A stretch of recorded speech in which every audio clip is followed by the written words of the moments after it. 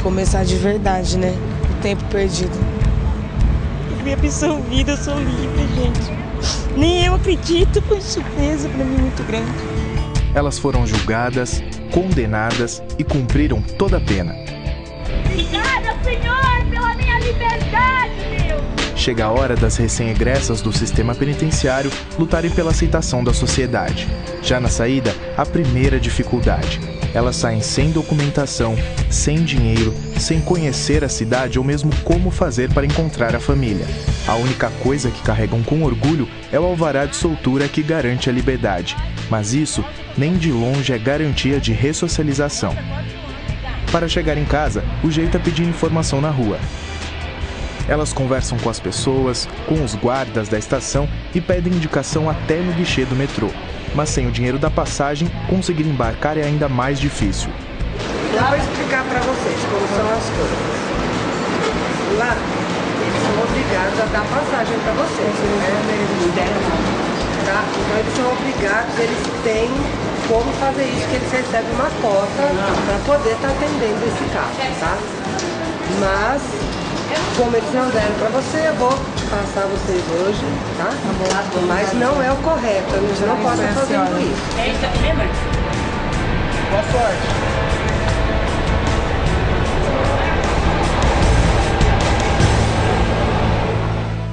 Essa mesma história se repete todos os dias no Brasil. Só no estado de São Paulo, cerca de 5.000 detentos voltam para a rua todos os meses.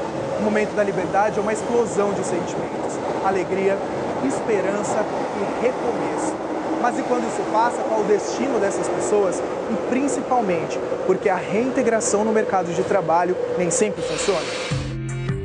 Segundo a Lei de Execução Penal, o Estado deve garantir as condições necessárias para que o ex-detento consiga a ressocialização.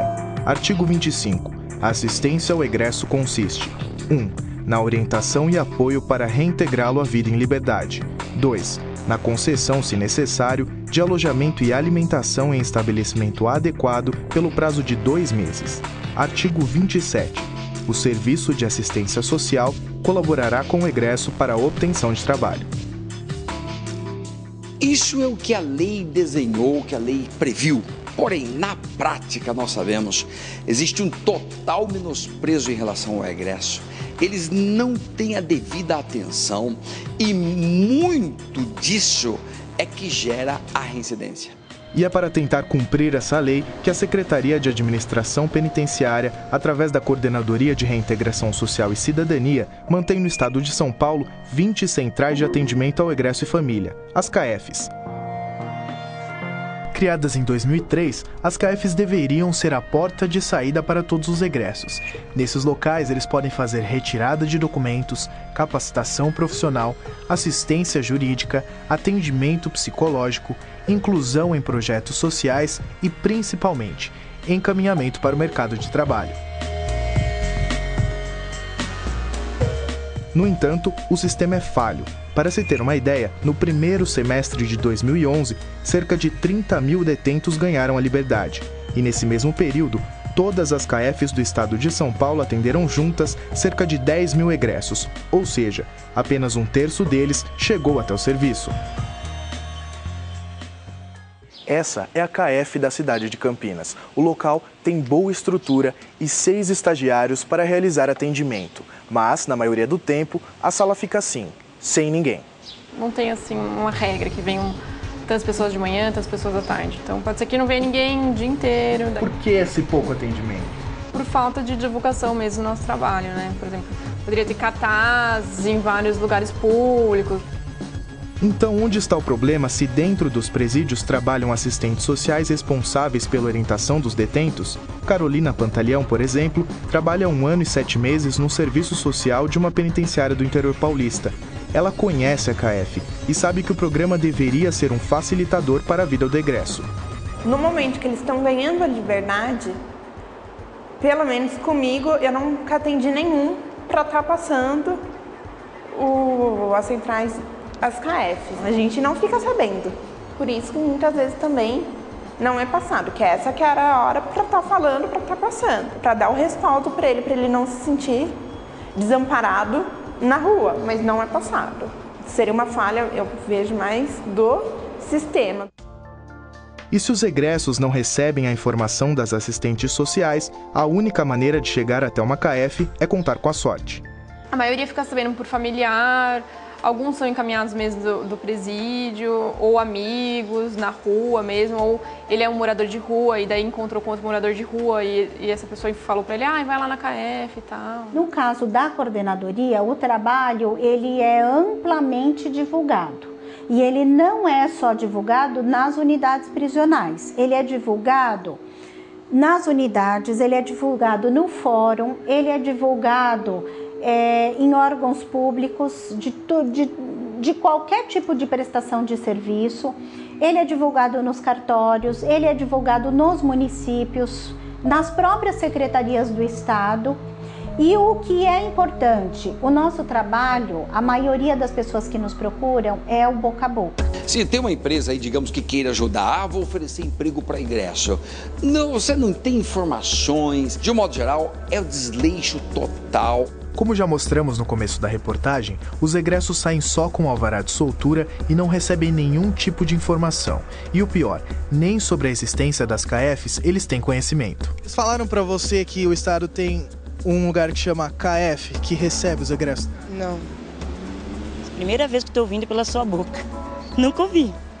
Mas segundo a Coordenadoria de Reintegração Social, responsável pelas CAEFs, a divulgação acontece. Quando ele sai, nós temos uns folhetos que eu vou mostrar para vocês. Esses folhetos, eles são encaminhados para as unidades prisionais. Quando a pessoa recebe o alvará, existem unidades que grampeiam os nossos contatos, né, que seria o nosso folder com o nosso endereço e encaminha para eles. Só quando mencionamos o caso das duas egressas que nunca tinham ouvido falar das CAEFs é que a resposta se inverte. É uma questão até de você estar me trazendo que eu acho que a gente então precisa rever com esses técnicos. A falta de informação também não é o único problema dentro das centrais de atendimento. Na unidade de Campinas, por exemplo, na prática, todo o programa é mantido por estagiários. Desde agosto, eles não têm apoio especializado e o responsável que assina os ofícios é de outro departamento. A gente está sem técnica, a nossa técnica foi transferida, aí agora a gente está com uma supervisora, mas ela fica em Hortolândia, só que ela é diretora da regional da CAEF. Ou quando a gente tem alguma dúvida, a gente entra no Skype e conversa com a Carol, né, que é a diretora regional agora. Questionada sobre a falta de técnico responsável para acompanhar os estagiários, a diretora regional preferiu não se manifestar e afirmou se tratar de um problema administrativo interno.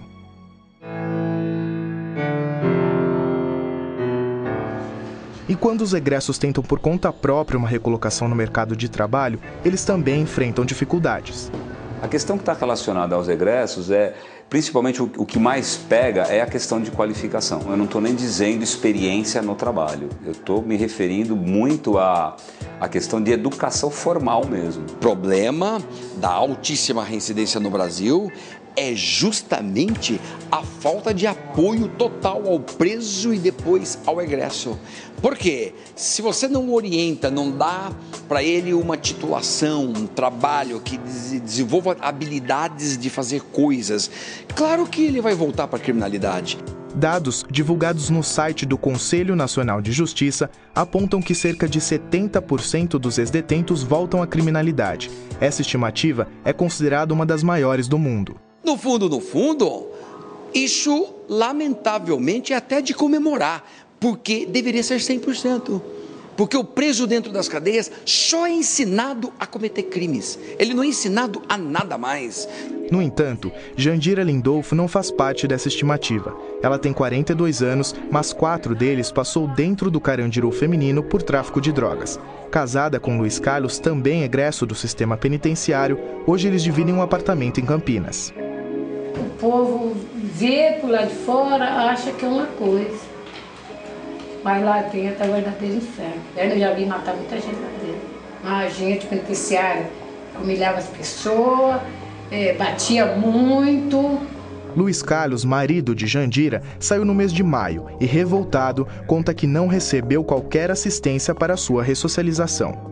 Não adianta eu ficar fazendo questão por causa de miséria. Quando eu entro na cadeia, tinha cartão de banco, tinha tudo. Quando saí da cadeia, saí só com a identidade velha rasgada ainda. Até hoje, não ressarciram, não fizeram nada. O pessoal da penitenciária te ajudou, perguntou se ia precisar de alguma coisa, se você tinha pra onde?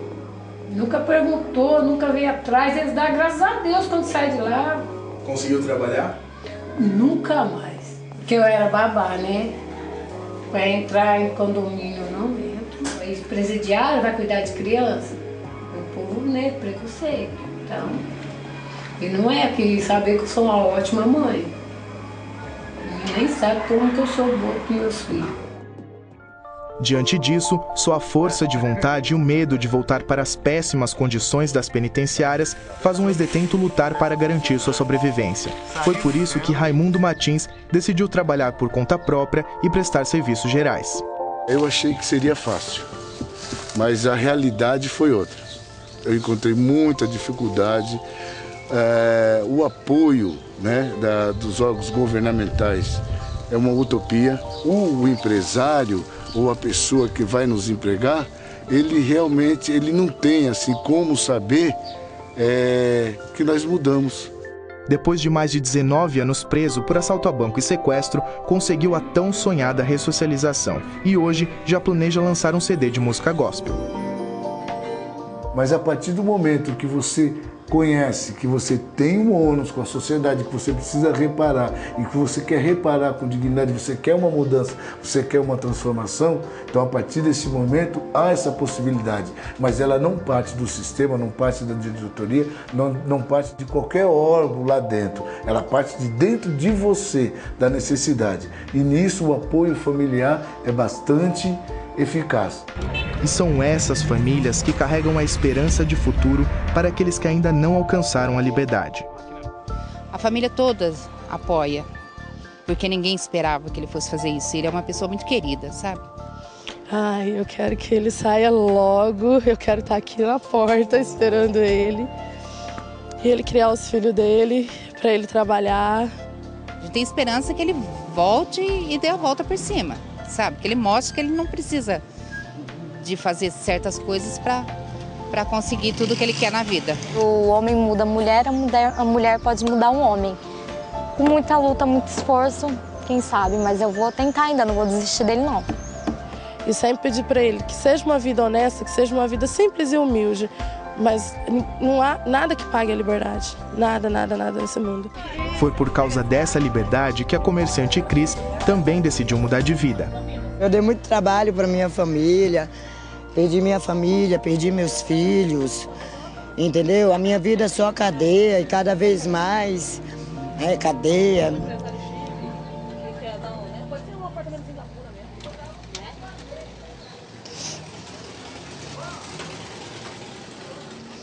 E se passaram algum tempo, e aí tive que passar por várias coisas,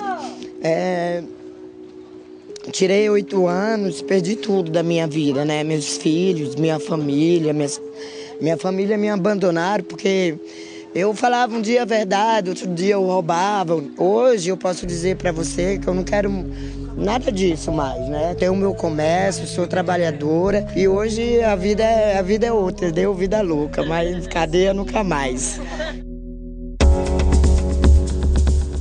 O dever da sociedade não termina com a libertação do preso. Deve-se dispor, por conseguinte, dos serviços de organismos governamentais ou privados capazes de prestar à pessoa solta uma ajuda pós-penitenciária eficaz que tenda a diminuir os preconceitos para com ela e permitam sua readaptação à comunidade.